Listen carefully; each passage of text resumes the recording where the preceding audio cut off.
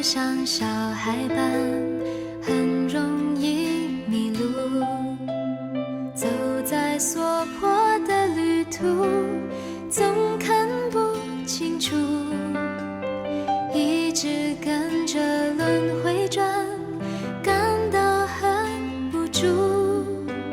所迫世界的迷惑，何时才能摆脱？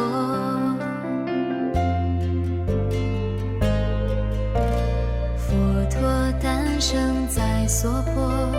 是来度众生，指引迷惑的众生走出这迷雾。如今佛陀虽不在，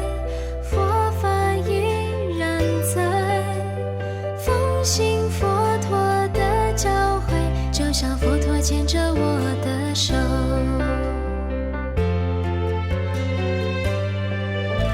让佛陀牵着我的手，为我指引迷路。有佛陀明灯伴着我，不再感到无助。让佛陀牵着我的手，带我走出迷雾。有佛陀明灯照着我，走向那彼岸的路。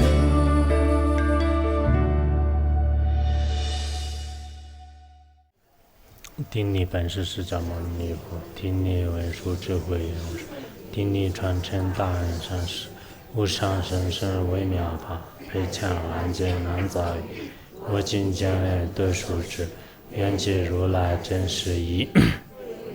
得一切众生大家和无上的殊胜的菩提心。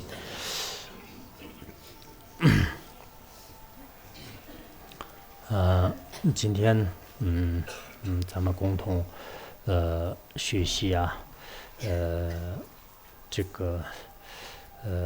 佛法的一些内容。今天所讲的题目呢，因为前面我们讲的就是什么是这个佛法，基本上从两个方面来阐述，就什么是佛，什么是法。尤其是我们讲那个法的时候呢，这个释迦牟尼佛的有这个84000法论，84000法门，就是有9乘法门，或者说3乘法门，或者呢就是说显宗密宗的这个法要，都可以这样来解释。那么这个释迦牟尼佛的佛法呢，大家一定要先要这个认识啊，就是认识。为什么要认识呢？因为现在有些人呢，他自己的这个屈辱于这个显宗，然后密宗的这个法呢，他不了解，这样以后呢，他认为这个密宗的一些法呢，就是或者说是不殊胜啊，或者说这个不究竟啊，就是各种诽谤啊，就这是非常不合理的。我们做任何一个这个事情的话呢，你没有了解之前呢，绝对是不能就是诽谤的。不仅是佛教里面，就实际上是实践当中也是这样的。所以我记得以前那个这个文学家莎士比亚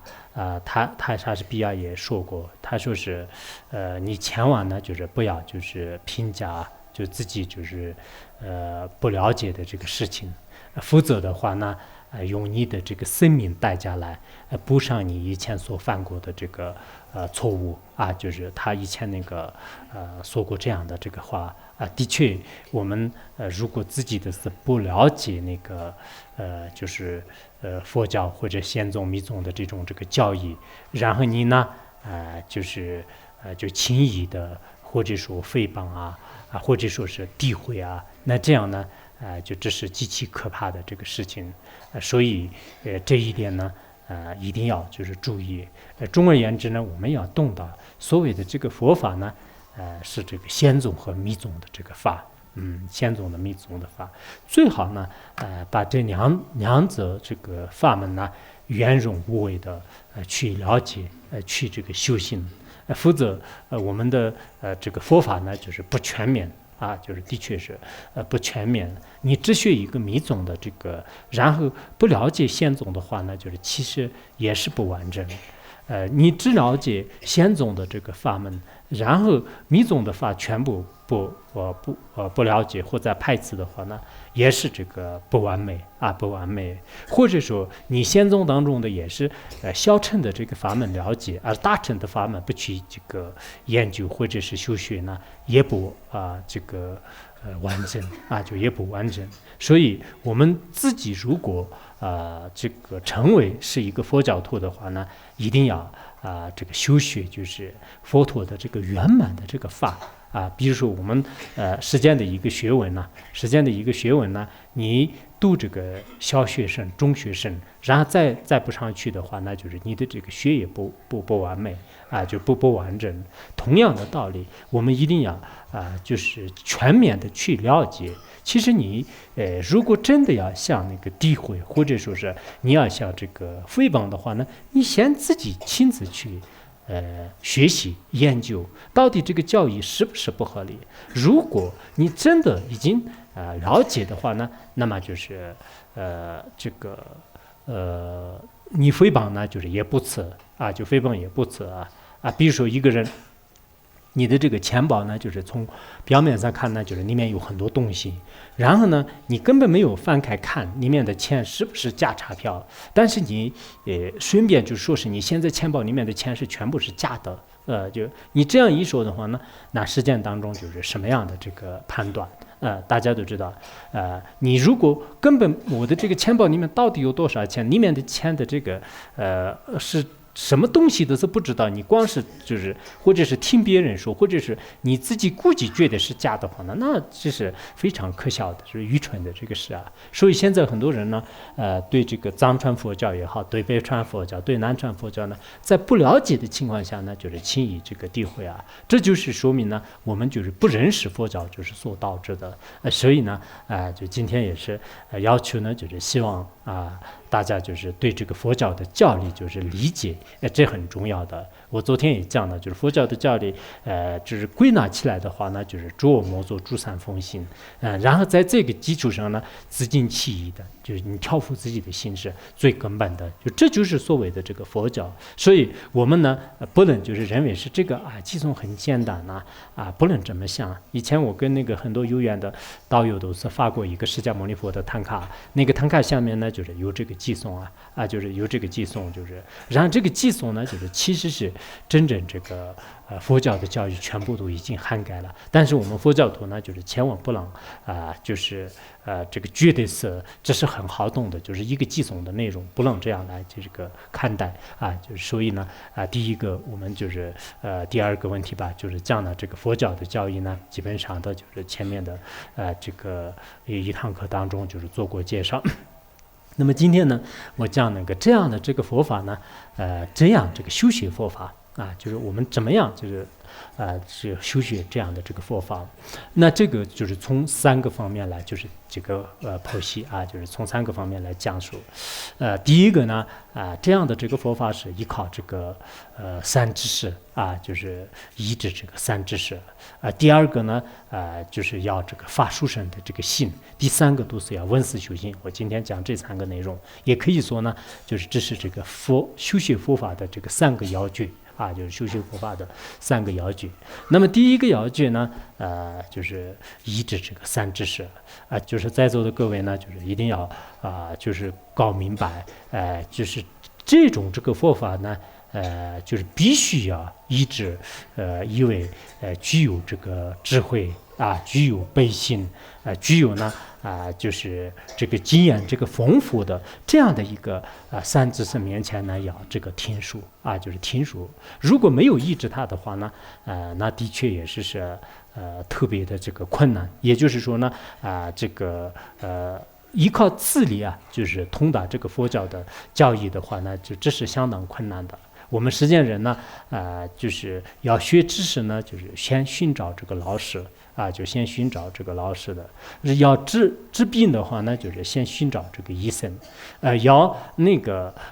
就是开车的话呢，就是首先要医治一个这个开车的事迹。这是实践的。我们以前不了解的一些学问的话呢，都需要就是有一个人来先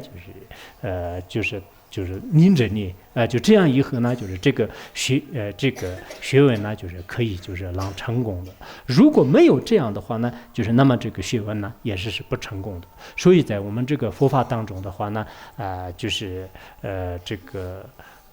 是三知识是这个学佛成就当中的最大的因缘，因此《法华经》里面也说了，说是这个三知识呢，就是十大因缘啊，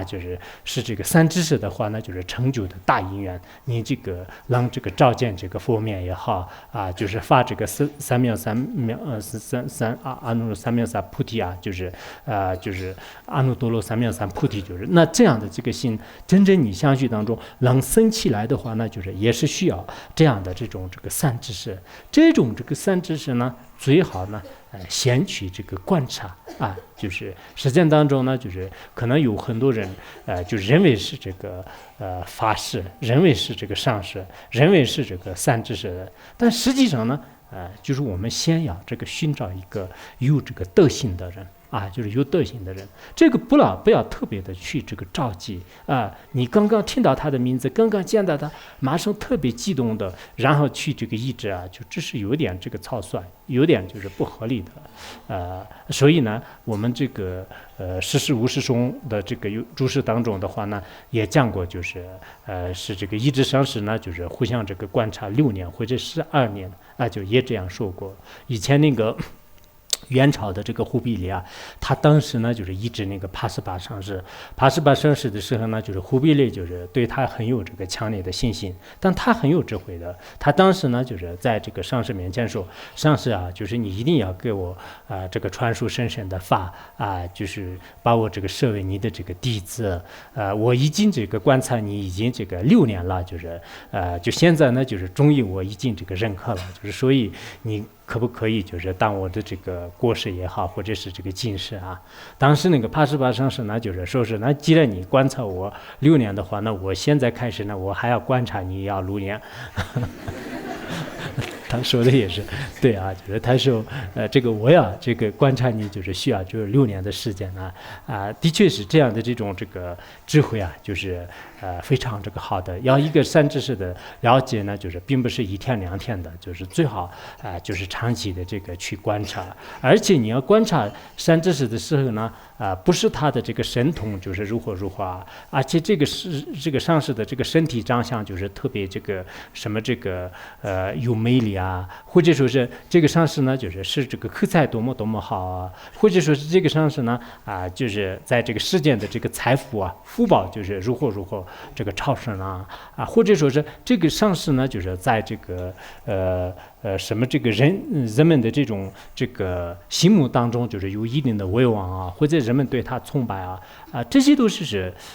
不一定是我们这个佛教当中呢就是所依着的这个上师的发现。最根本的呢，当然是我们以前也如何依止三知识的一些教言当中呢就是都讲过，但是最基本的就像《大般涅槃经》里面呢说过，就是说是所谓这个三知识啊，就是所谓三知识的话呢，那么也就是说呢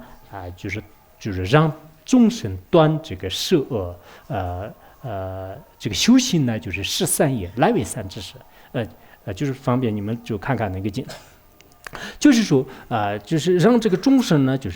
行持这个善法啊，断除这个恶业。真正是有这种这个能力，有这种这个发心，就是这样的这个善知识呢，你就可以呢，就是去接受否则的话呢，我们就是遇到一个人呢，就随便去这个医治他，过2天呢，就是看出了他的许多的这个过失啊，然后去这个加以诽谤啊，这就是末法时代的一种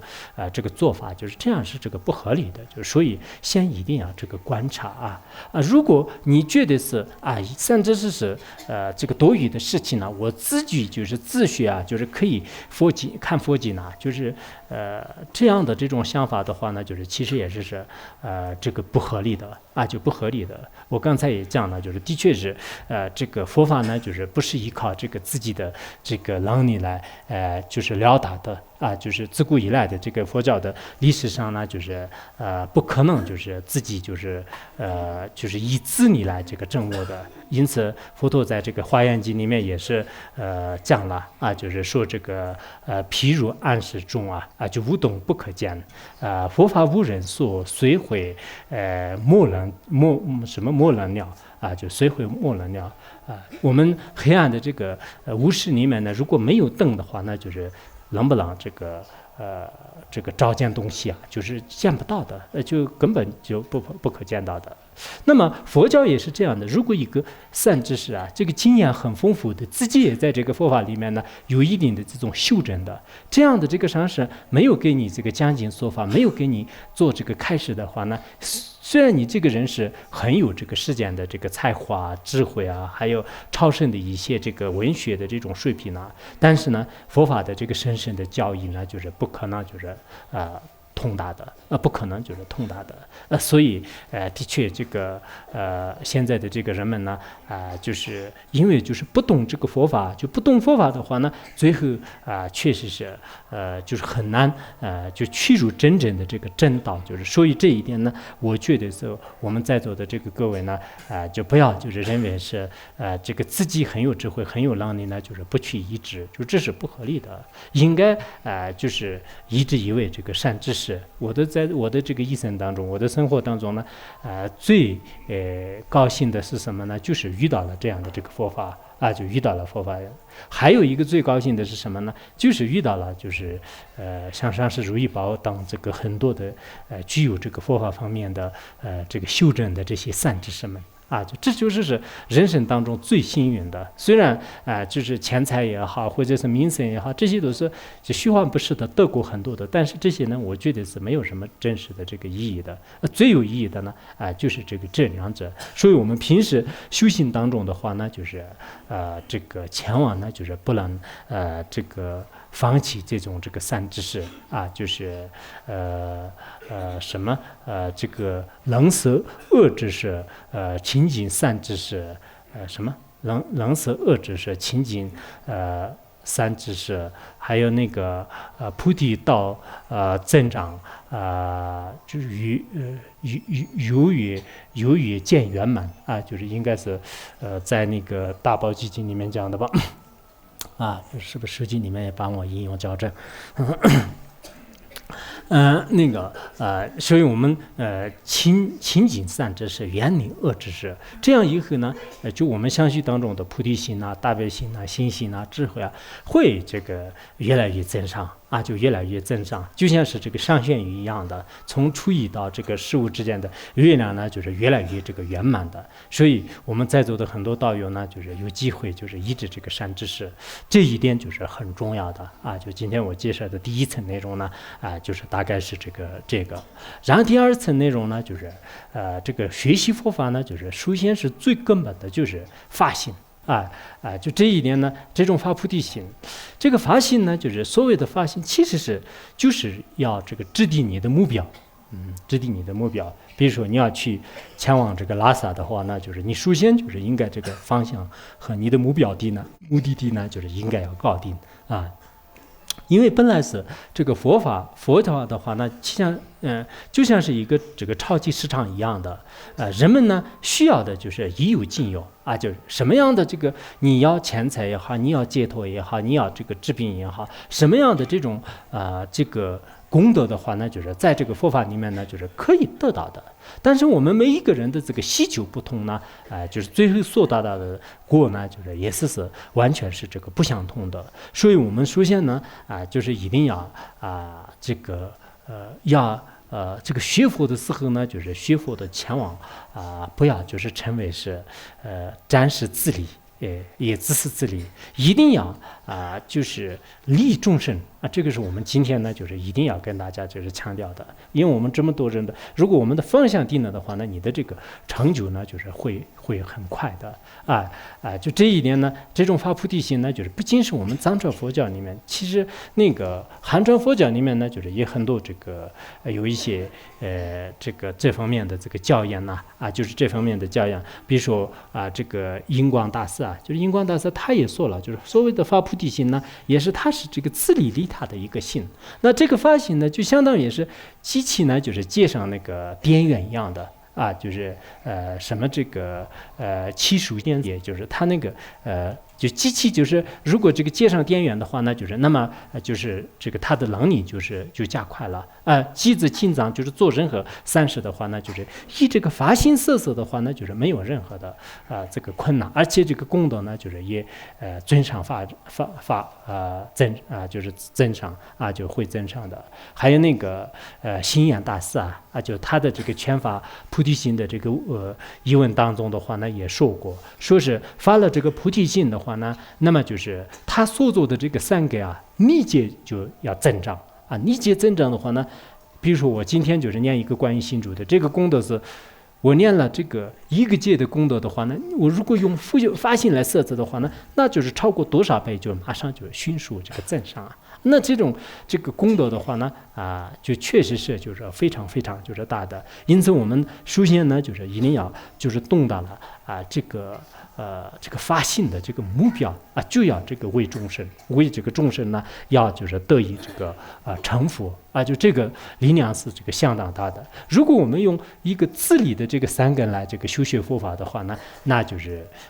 虽然是这个成就，但是成就的这个力量呢就不大就这一点是非常关键。现在学佛的人很多，但是以这个利他心来摄持的人呢，确实也是很少。如果我们刚开始的时候那个发心就是没有对的话呢，那最后呢你得到的这个果呢，就是也是一样的。比如说你刚开始的时候没有这个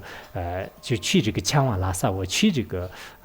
什么程度就是在那个地方的话，那你的发心已经限制就在这里了。因此我们首先呢，虽然我们是凡夫人，有自私自利的人，但是呢有一个广大的这个誓愿力，这个很重要。你的力大的愿大的话呢，就是力也确实很大的。你看台湾的那个真言法师的话呢，看起来的是也是一个普普通通的比丘尼就也是瘦瘦的，就是看起来我们很多人都可能在路上碰到他的是不一定打招呼的，但是他当时的这个发心的这个力量比较大就是在这个全球性来讲是，有时候我们看起来一个人有这么大的这个能力，还是这个有时候心的力量就是的确也是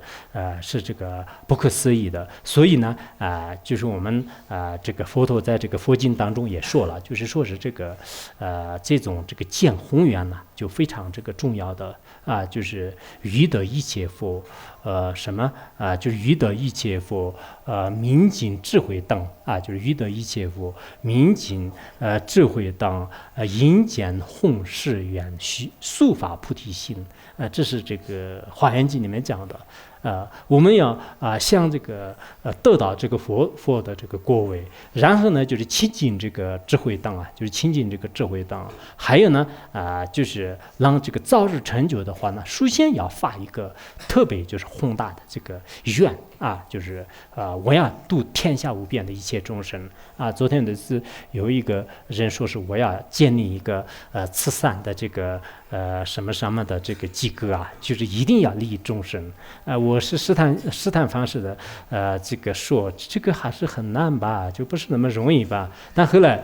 他还是很坚定的，我心里很高兴，就是应该是需要这样的。你不能遇到一点点就慢慢就是现那个萎缩就是最后都变成这个原子什么分子原子和夸克，就最后就没有了。就是那这样的话，我们的这个愿就越来越渺小了，不应该这样的。遇到任何的这个困难也好，痛苦也好就可以这个转变的。以前有一个格言里面就是说是只要这个心能这个转变，时间可以改变为美好就是我们的这个心呢，就是如果能这个承受一切的话呢，时间就是没有什么面对不了的这个事情呢。那这样的话呢，我们这一辈子不能完成，下一辈子不能完成，就是再下一辈子。你看释迦牟尼佛的光展里面呢，在因地的时候有多少这个多生累劫当中呢，就是利益众生是最后就是显现了什么样的这个宏大的誓愿所以我们作为一个佛教徒的话呢，刚开开始，因为我们接触过以前可能消沉的原因呢，接触过一些这个其他一些歪导的原因呢，这个心呢就是发不起来，就是有点不成熟。而且我们刚听到一些大乘的广大的这个行为和发心呢，那个时候呢有点就是害怕啊，就是担心啊、忧郁啊，就是也有就是种种的这些这个困惑。但是实际上呢，就是把这些呢，就是慢慢的，我们可以呢就是让它就是消失就所以这一点呢，就是离他的这个心呢，就是特别重要的。现在有些学净土宗的人呢，就是他们认为就是我自己这个往生就可以了，就是不管这么多。其实你如果真的是这样的话呢，按照这个汉传，不是我们藏传就是要菩提心的话呢，什么这个往生四因当中就是已经讲得很清楚，我不提了。汉传里面的话呢，我看过那个弘一大师就是他说唯求自利者不能往生唯一的去自利的人呢就不能这个往生的所以你一定要就是全人这个念佛全人心持三法以后呢，就是才能这个往生的如果你把自私自利的心放下来，就是一心一意帮助别人的话呢，即使你积累的三根不多的话呢，也是可以这个往生以前有一个那个宋朝的时候，那个这个王龙树居士写的，就是叫做是那个什么这个龙树净土文就是在汉地很出名的，你们应该读过吧？就是我看过那个里面呢，就是有一个公案，就是当时有一个叫做是方舟就是他呢就这个就死了以后的话呢，他一辈子就是新的三法是不是很多的。后来他见到阎罗王的时候呢，就是阎罗王就是说就是你没有这个一生当中呢，没有什么其他的功德，但是呢，你有一个功德呢，就是你劝一个老人呢，就是念佛，最后呢，这个老人呢，就是已经这个往生净土了往生净土以这个功德和三根呢，你现在呢，就是可以这个往生净土，就是没有问题的。但是那个人呢就是那个房主呢，就是他说我现在呢，就是暂时不愿意往生，就是因为我有些事情呢还没有完成。我人间的时候呢就是一个是我要发愿念10000遍金刚经，就是这个没有完成。还有我向发愿呢，就是抄这个五台山，就是这2件事情没有完成，我现在不愿意往生。后来那个阎罗王呢，就是说是你往生就是应该可以，就是虽然是这个什么诵经和抄山就是个功德，但是最好是往生吧。但后来好像那个这个资料里面说是他就是还是不愿意，就是回到这个人间了回到这个人间了。如果我的话呢，就是这个肯定是选择这个往生就高兴坏了。但是这个我刚才在这里面呢，就是讲的这个全人就是这个学佛和全人念那个这个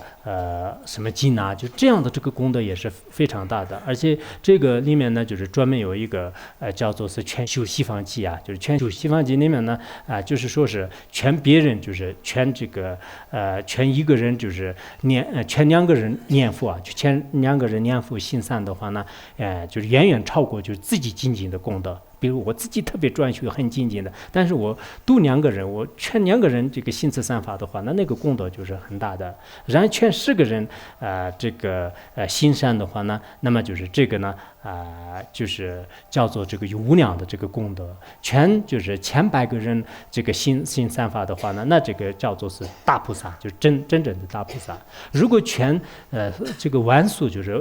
1万以上的人这个行持三法的话，那这是这个真实阿弥陀佛，就是说是真实阿弥陀佛。所以我们现在有些在这个实践当中呢，就是的确就是有很多人呢，就是这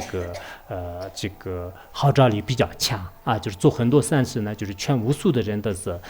这个一呼百应，就是马上呢，就是大家都开始这个动员起来了。这也是诸佛菩萨的这个加持，这个如意心也好，诸佛菩萨的这个事业呢，就是在这个世间呢，就是可以展开的一个标志就是大家呢，就是共同发愿，共同呢，就是这个行持三法，然后自己呢就是有这个机会的时候呢，应该这个去度众生就这个一定要这个发愿。我希望我们在座的道友呢，一个是你自己就是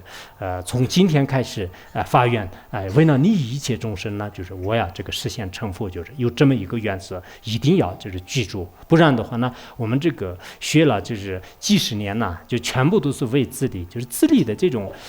这个力量不大啊，力量不大，而且呢，你临死的时候还是贪着自己，就是这样的话，你这个修行是不容易这个成就的。而利他的话呢，就即使你的这个对自己的是没有做很多的事情，但自然而然呢，你的这个修行是很这个容易这个成就的啊，很容易成就的。所以说，刚才就是第一个是你要就是为利益众生而这个发愿，还有第二个呢，在你的实际行动当中，行为上呢，至少也是一个人呐。就是让这个发愿，就是全一个人以上呢，就是能不能这个信则散发啊？我想是你们在座的每一个人呢，如果是你自己从今天开始发愿了，我一定要就是招一个人皈依，就是然后从今天开始就是然后下去以后一直这个奋斗的话呢，虽然每个人的能力不相同的，一个人呢，有些人呢就是一说话都是就是多少多少人都开始跟着他，有些人呢再怎么样就是甚至自己的家里自己的父母孩子自己的这个亲朋好友最这个信任自己的人的事，你给他说100遍的话呢，他可能不听，就是会有这样的。但不管怎么，你的发心不对的话呢，也许你这一辈子当中至少也能找到一个人劝这个皈依佛门就这个是应该能找到看每个人能不能做这样发愿呢？至少一个人就要这个皈依佛门，或者是让他这个行善了，至少一个人，应该可以吧？发愿，至少一个人一辈子当中，一辈子当中是劝一个人皈依的这种能力都没有你们？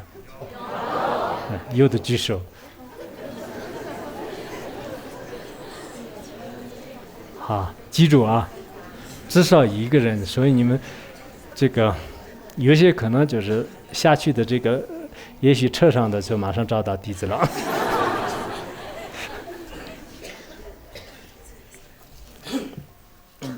你们到了成都就开始就是路上找好吧就刚才怎么讲的就是发心就是发心就是大概就是讲这么多吧。就是总而言之，我们这个修行呢，就是一定要用这个利他的菩提心来摄持就这个是非常这个关键就是非常有了上师以后，你自己的发心不对呢，每天都是为自利而奋斗，就是恐怕这个修行的力量就是不强就是不强。然后呢，我们的这个修学呢，要有一个次第的。这个次第呢，就是必须要用这个闻思修行。我们上师如意宝的这个中原心正明典里面呢，就是讲得很这个清楚的。这个闻思修行呢，佛教的这个根本，如果没有这一点的话呢，人跟这个佛法两个就是很难这个融合就很难融合。所以呢，这一点就是大家也不能这个轻视。首先呢，就第一步的话呢，一定要就是闻法。所以这个我想讲一下那个闻就闻所生慧。所谓的这个闻所生慧呢，因为我们沉溺在轮回当中的很多的这种具有无明烦恼的众生对世间的各方面各种贪嗔痴相关的这些事情也好，相关的一些这个分别杂染的话呢，就是很有益了。而且呢，就是自然而然就是传习，就是很容易的，很容易。但是出世间的就是解脱的这些法门呢，就是很难，就是自己自力就是去这个掌握的。所以我们刚才呢就是也讲过，就是一定要依着一个上师。上师哪里呢？就是要这个听书就是如果你没有听书的话呢，无始以来的就是自己特别融合的分别气气就像这个乌云就是覆盖整个日光一样的，就是特别难以就是自然而然这个显现的。然后我们通过这个闻法呢，就是自己的这个心呢就是可以呢逐渐就是会这个调整的就第一步的话呢，一定要就是闻法所以这个闻法的这些功德和方法的话呢这个《真法念处经》的第这个61卷里面呢也讲的就是比较这个多的就是以什么这个闻法故心得跳佛就是以闻法故心得跳佛。我们通过这个闻法呢，就是这个心呢，就是可以就是跳佛的。我们平时在实践当中也是看得出来。你看出家人也好，在家人也好，从来没有问过佛法的人的话呢，那就是不管是他说话做事情呢，很多都跟那个可能实践的贪嗔痴呢就是比较相应的，但是处实践的与解脱和与这个处理法就是完全是这个不相应的。因此我们苏线就是寻找这个听闻就是非常的这个重要就如果没有它的话呢，我们心里的黑暗是没有办法就是牵出。所以那个正法念珠经的应该第63卷吧，就是第63卷里面也说过，就是说这个识故知之来之是名常引听法就识故知之来之来之是名常引听法所以作为智者的话呢，就是来自我们这个有生之年当中，或者说是来自民众之前的话呢，我们要就是听说这个佛法。就是就像萨迦班智达所讲的一样，就是明日死亡呢，就是今日也要这个学习。即生当中，虽然你没有这个就是享用这样这个知识的机会，但是来世呢对你来讲是就像银行里面存钱一样的，就是自己可以得数。因此，听闻这个佛法的这个功德也好，就是这种力量是非常强烈的。我看我们最近很多的这个道友就是通过这个光盘通过一些。这个真正的这个善知识面前呢，以这样来这个听说，其实一模一样的。就没有什么差别的就这一点呢，虽然你们有些城市里面的人呢，亲自要就是要寻找一个上师就以前在有些戒律里面讲是，你那个12年当中要医治一个上师，但你现在要寻找这样的这个上师的话呢，恐怕就是这个上师也有点这个困难的，就是你依着这个上师你今天给我传法，明天给我传法，那这样的话呢，有一定的这个困难的。但现在确实很多方便方法，就是依靠这样的这个科技技术。就是依靠光盘就这样的话，你随时都是可以听课就一天都是听一堂课的话呢，你10年当中如果听课的话呢，那实际上就是10年医治上师和没有什么这个差别。我是这样认为的，因为你医治上师的时候呢，并不是医治上师的身体，就是也并不是医治上师的心，就是一定要有上师给你讲尽说法。就我们一般末法时代的众生都是这样的，像弥勒日巴尊者其他的话呢，就完全是一种表示方法来让他这个就是获得成就的。但是恐怕现在不是这样的。那这样的话呢，就是现在就是听法就是非常这个重要就是听法就是非常重要。如果你这样听法的话呢，就是一个是对这个佛法就是了解，还有呢就是牵出一些无意义的这个事情，比如说像那个大宝基金里面呢，就是说了说是这个什么就是多闻戒了法，多闻不造业，多闻这个摄无益，多闻得涅槃就是得涅槃。你光问剥削的话呢，一个是就是了解和通达就是佛教的这个意义。第二个呢，你光问剥削的话呢，其实这个舍弃就是很多的不善业就是舍弃不善业。你光问夺学的话呢，舍弃一些没有意义的业，就实践当中的很多事情是没有意义的，可是我们不知道的。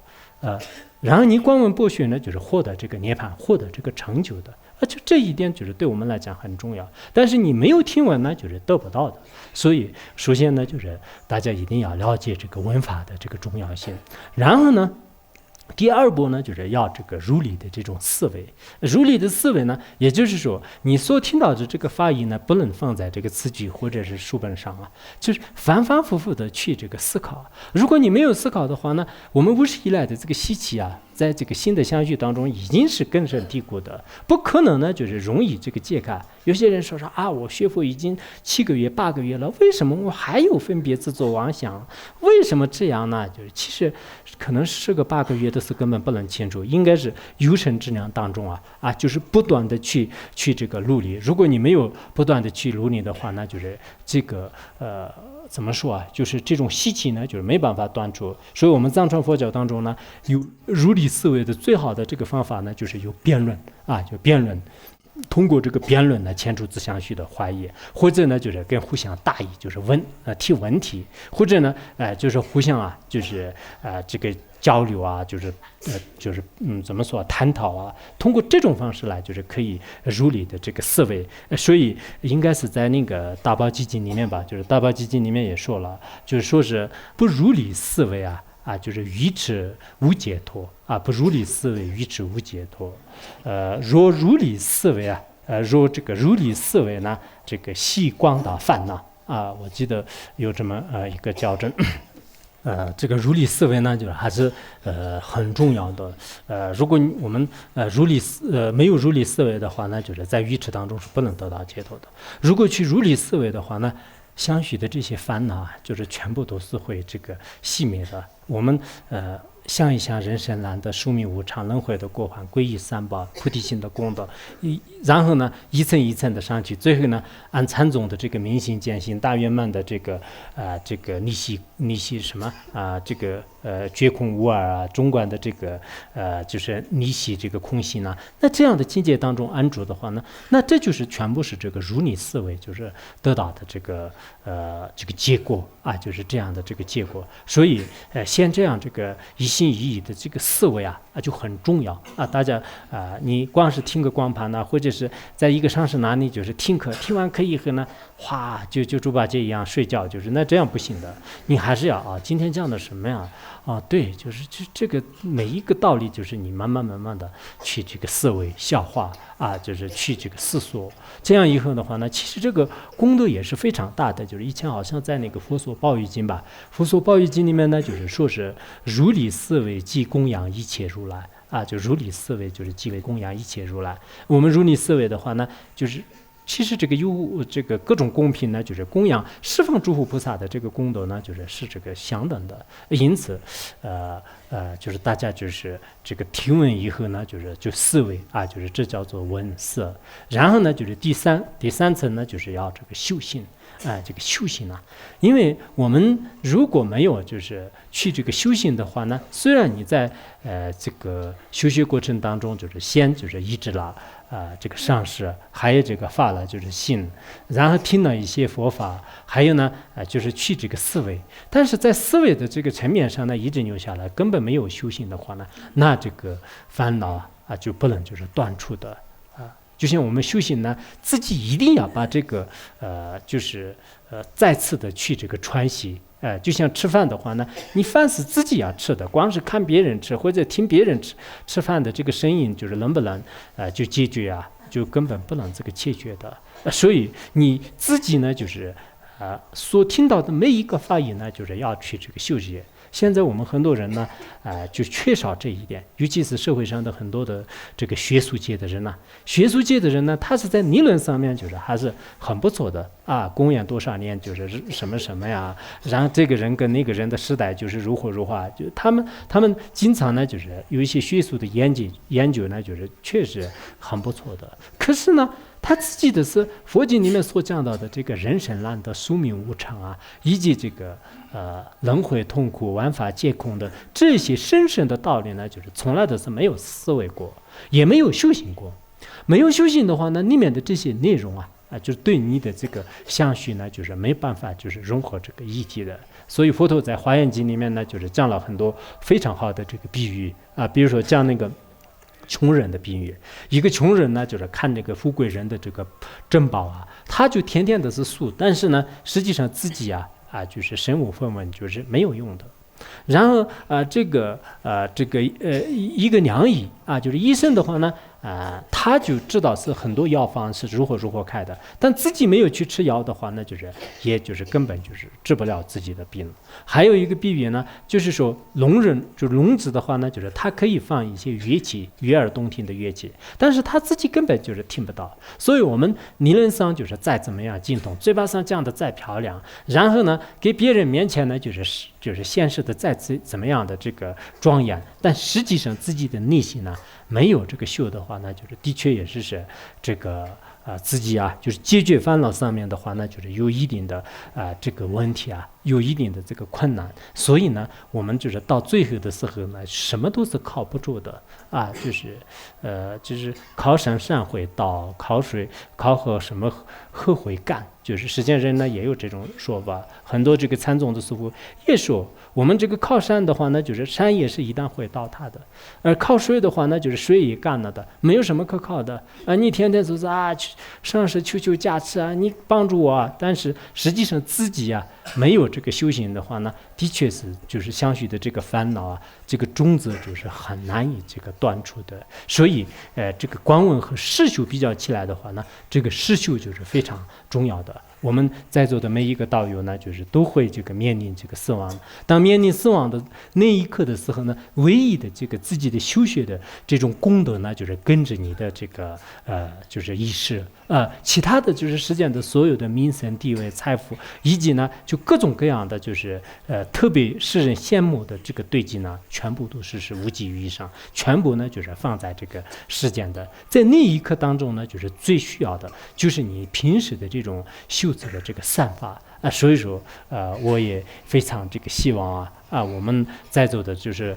这么多的人的这个有因缘聚集在一起的话呢，那么大家呢就互相的这个信任，你互相的信任的话呢，我也反反复复的思维，对你们帮助有利的是什么呢？就是其他的没办法，每一个众生的业力都是不相同的，大家那个在死亡的时候各自都是这个各奔前程的，就是没办法就是帮助的。但是唯一的现在呢，就是心持善法的话呢，这个是对你个人来讲是远远就是超过世界上的所有的这个金银财宝所以呢从内心当中呢就是非常的这个希望从现在开始呢，自己应该要抓住这个机遇自己不要就是天天都是忙于这个世界呢。我们现在有些人的是这个用生命来这个赚钱呢用这个生命来赚钱，但是你的这个生命呢能维持多长时间？要大家想一想有些事情的话呢，你不要说是这一辈子，可能人的就是千百世的话呢做不完的我完全是按照你的这个分别心来要做的话呢，就是做不完的。所以我们在所做的事情当中呢就是选择一部分就是重要的事情呢，就是非要不可做的事情呢要该做尤其是为众生有利的、为家庭、为社会、为工作有一些负责任的，就是你不得不做的，那这些事情呢我们就是要做。我也并不是让这个今天在座的全部都是你马上要出家，我马上如果我就是这个多说几个功德的话呢，可能等一会儿下课的时候可能有好几十个人就是来这个出家，就是让。但是我不这么强调，这个真正的这个出家呢，就是你需要就是真正的这个去观察和自己也要去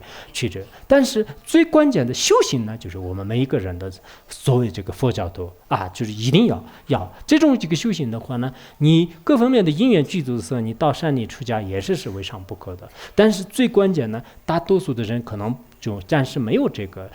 这种这个因缘，那这样的话呢，你作为在家身份来这个修行修行是自己可以安排的。当然每个人的可能缘分和工作压力、生活这个情况都是不相同的，但是每一个人呢，自己肯定会有自己的一份这个空间就如果这个都没有的话，那人活在这个世界还是很难的很难的。所以在自己所有的这个时间当中呢，空出一部分呢，一定要把这个时间就是用在这个修行上面对自己死亡和对这个来世呢，就是这个才是真正这个有意义的所以我想呢就是这个修行跟这个文法呢，就是确实修行重要。以前释迦牟尼佛的这个时代的时候呢，有两个这个人一个人呢就是他特别这个爱修行，一个人是爱这个闻思。但爱修行的这个人呢，就是获得这个阿罗汉果位，然后爱闻思的这个人呢，就是最后的变成一个三藏法师。三藏法师呢，他培养了就是500个这个弟子然后那个这个500个这个弟子的那个三藏法师的话呢，他有一次像是他应该就是在众人面前就是对这个阿罗汉呢就是羞辱，就是应该就是说他。后来佛陀知道这个情况以后呢，就过来就是然后呢就是众人面前赞叹这个修行者的功德。后来这个三藏法师的有些弟子呢，就是有点迷惑不解，他们想是为什么我们这个上师是功德那么大，就是今天佛陀一直不提就为什么这样呢？后来佛陀就是知道他们的这个心以后呢，就是告诉这些弟子说是这个你们的这个三藏法师的话呢，就像是这个被就是雇来的这个灌牛的人，然后这个自己获得这个成就的这个阿罗汉，就是刚才这位上师的话呢是拥有这个牛的肚子的这个主人一样的。所以我们现在光是这个口头上呢，就是有些学者就是非常会说就非常会说的，但是这个呢，就像是我们这个仆人一样的，就是他只是会说而已，自己是没有什么。我们呢，就是应该就是作为这个成为这个法的主人就这一点我觉得很重要。如果我们一心这样这个修的话呢，所修的法门呢，当然是就是特别多的就是这个像我们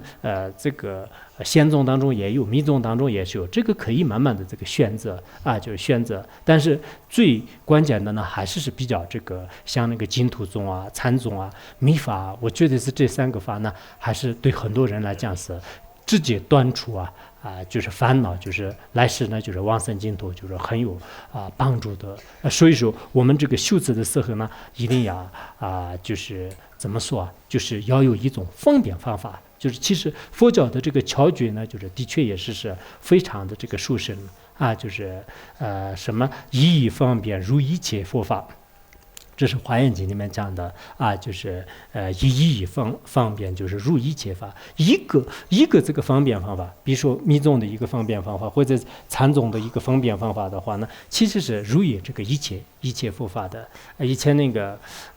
造住禅师就是他有一个弟子，呢，就是说这个怎么说的，就是他有一个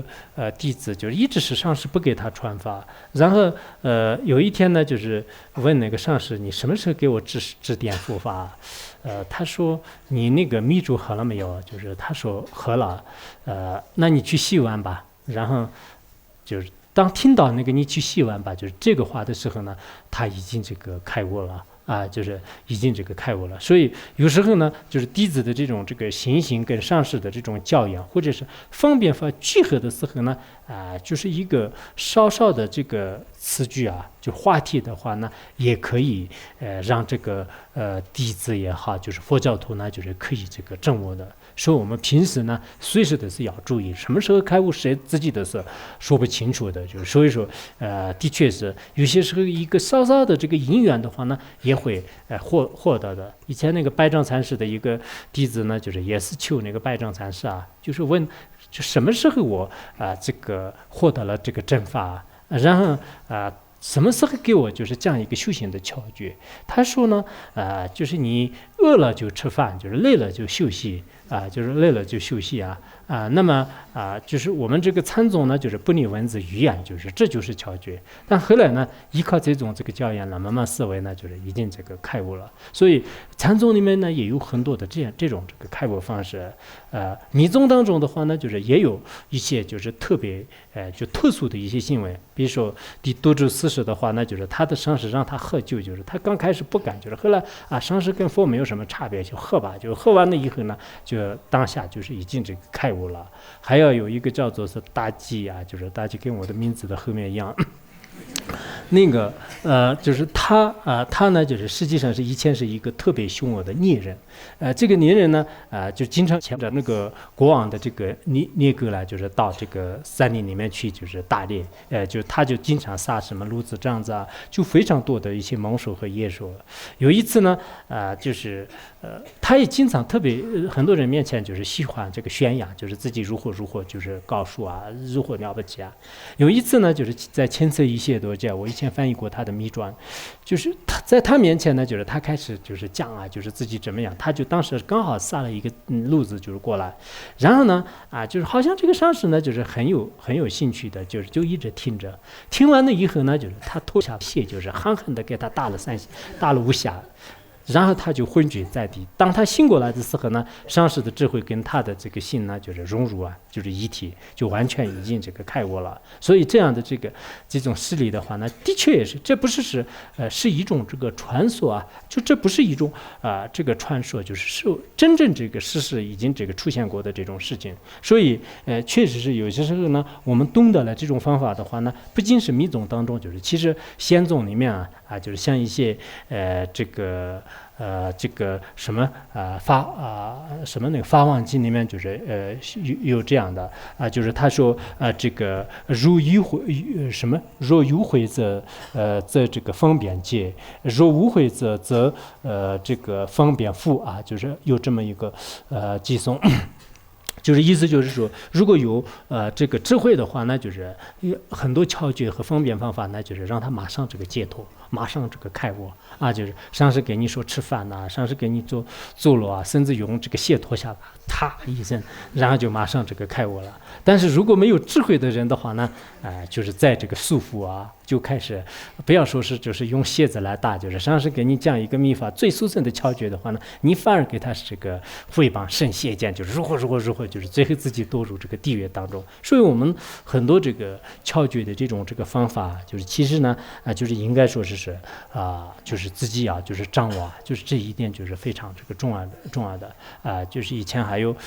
不是藏传佛教里面就是有一个人呢，就是一直请求上师给他讲一个窍诀，然后后来呢就是说上师给他讲的最神圣的窍诀，最神圣的窍诀是什么呢？你也是，我也会死，就是我也是，你也会死。那我们如果其他有邪见的人呢，就是看这个是什么，就是这个我早就懂，你也是，我也是，这个什么窍诀？但是这个弟子呢，就是真的生起信心，就是他一想在了是，就终于一天就是会死亡，就是所谓的那么可怕的，那我一定要这个精进行持善法。上师的这一句呢，就是已经就是奠定了他的秘籍，从此之后呢，他就精进修法，就是马上已经这个开悟了。所以我们的这个佛法就是的确是说起来就是也很简单，但是呢，自己有生之年当中还是要这个闻思这个修行这样闻思修行结合起来的话呢这个不会就是怎么说就是浪费我们的这一生就是若人摄善法即生什么？若人摄善法即生则虚果就是我们如果舍弃了这个善法的话呢，那么即生道已经这个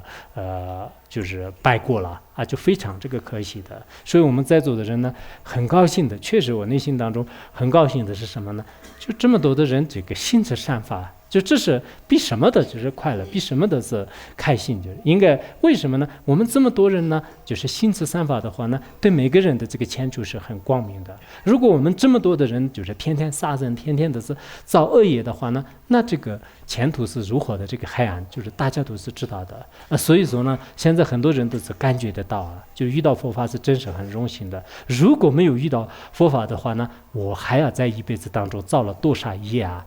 一直是无明烦恼愚痴，以这样的这个业力束缚下呢，就是恐怕是造这个无数的这个业，造了这样的业，它的这个后果呢，就是那无限的这个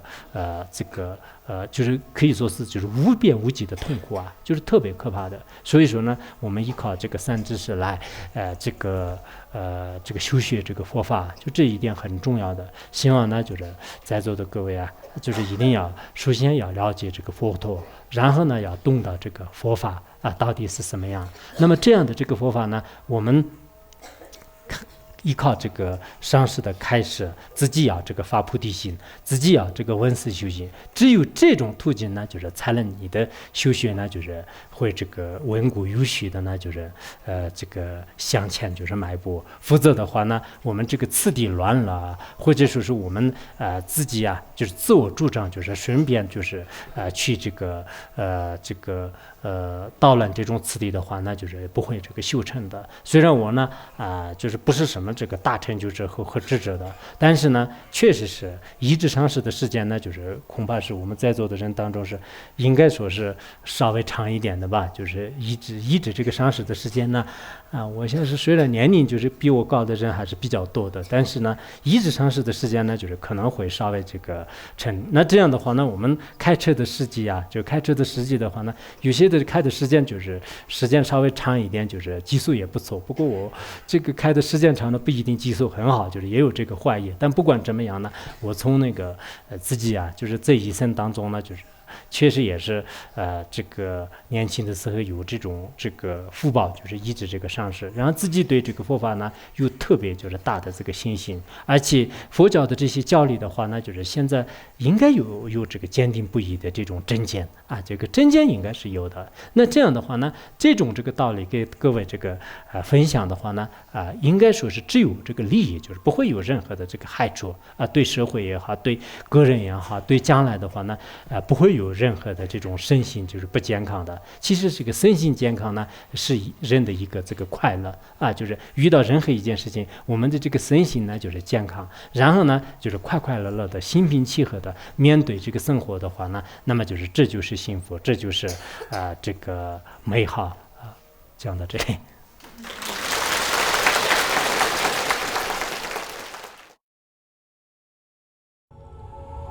Sonandai tamsa thukaya tonani jana pasi jirgana jirano chupai chupun solen droja Bandangara Badma Sadarda Bandangara Badma Sadarda Bandangara Badma Sadarda